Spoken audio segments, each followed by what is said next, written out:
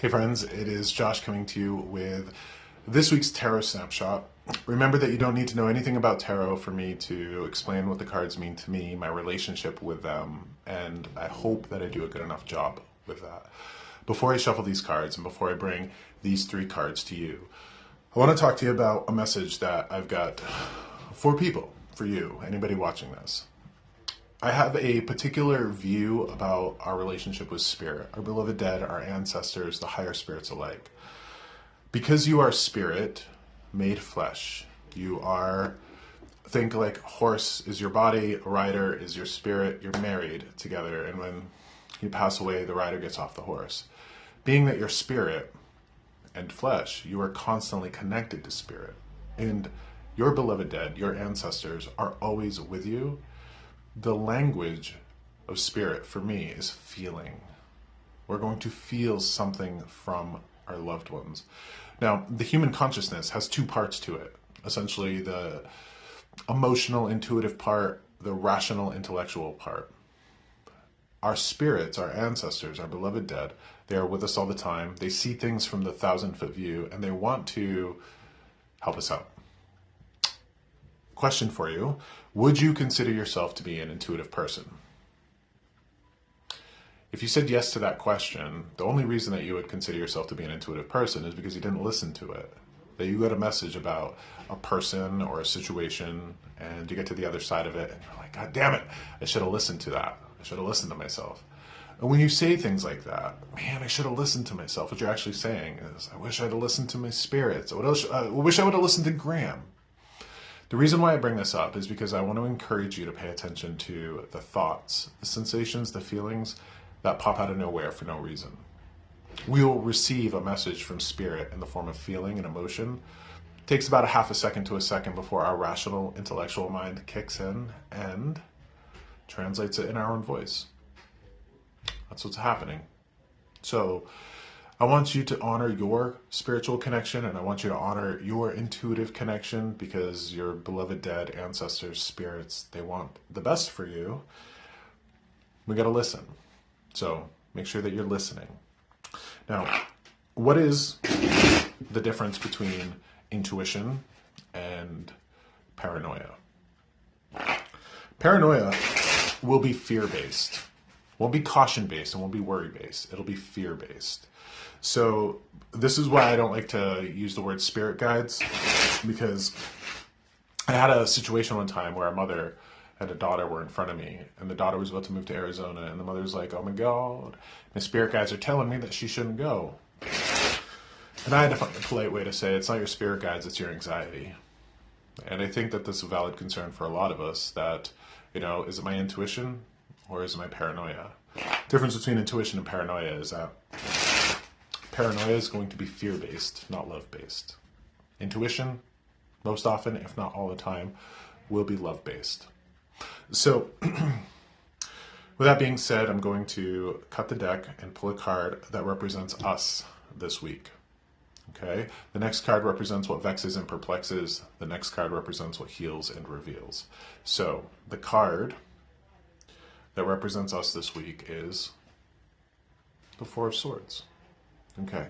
When this card comes up, this is a card that encourages me to say, rest yourself before you wreck yourself. I think that's valid advice for everybody. That we can push ourselves to our limit, push ourselves past our limit, and it can be very difficult to maintain a sense of balance just because we feel obligated to push and push and push. Now, the next part of this card for me, just because of the way the hands are on this person, it's always important to pray. And prayer, talking to the divine, talking to spirit, is so vital for us, but it does something a little bit different that a lot of people don't expect. Take two people that are sick. Like take two people that have an illness, they're sick. One person doesn't pray, the other person does pray. The person that prays believes that healing and health is possible, while the person who doesn't pray is stuck in that belief system. So when I say pray, I also want to encourage you to figure out how to adjust your belief systems so that you're participating in the best life possible. A good example is relationships. A lot of people who have had traumatic relationships, been traumatized by people in the past, don't want to go through that again. They don't. They might actually walk through life with this fear that I'll never find a healthy partner. I'll never be in a healthy relationship. That's not necessarily true.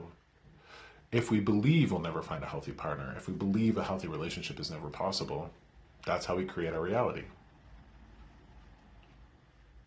The card that vexes and perplexes us this week, the people that need rest, the people that need to pray, the card that vexes and perplexes us, the Seven of Wands. Okay.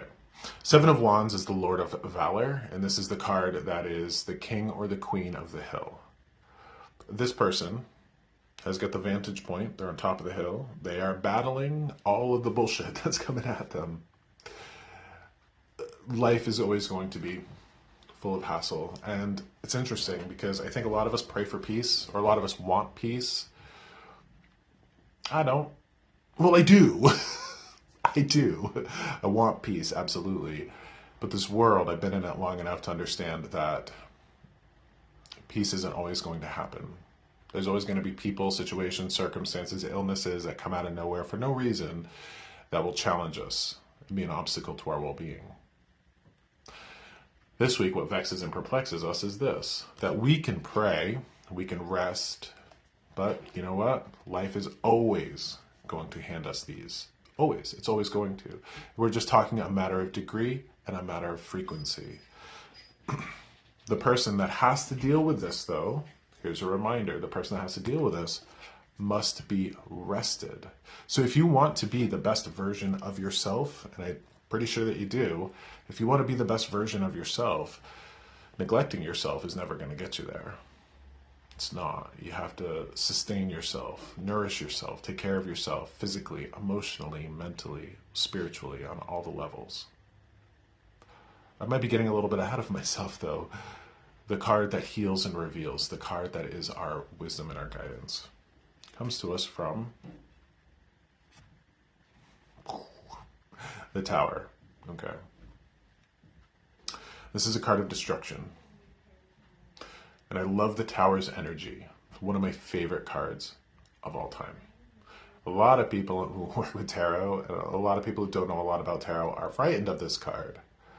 I love the destruction of that which doesn't serve. So this card is based on the Tower of Babel in the Bible, where, at a point in time, there was only one person, only one type of human. They tried to build a tower to God. God destroyed it. And that's where we get all the languages and cultures, because people were spread to the four corners of the earth. That tower should not have been built in the first place. So let me give you an example. And we're talking about belief systems here.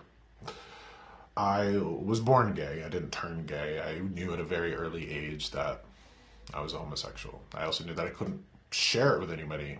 And I believed for a very long time that being that was wrong. I was taught by my family. I was taught by the world around me. I was taught by culture, religion especially, that being born the way I was an abomination. And unfortunately, I spent a good deal of my life believing that. Circumstances, situations, cultural evolution, finding the right person, all sorts of different things conspired to help me destroy that belief system. That belief system should not have been built in the first place. Now, there are all sorts of belief systems in us individually, men, women, otherwise alike, that should not be there. I'll give you an example. I want you to think of the physical cosmetic parts of yourself that you dislike the most. I want you to think about how if you were born 10,000 years ago, you'd be too busy pulling fish out of the river to feed your family than you would be to worry about your reflection in it. And most often, we hate our bodies, hate our faces, hate our weight, hate this, hate that, because we are raised in a society that says maybe she's born with it, maybe it's Maybelline. There are these belief systems that we must destroy so we can have the greatest life possible, the most peaceful life possible, but we're not ever going to destroy those belief systems if we're not rested, if we are overextended. And those belief systems can very much be these.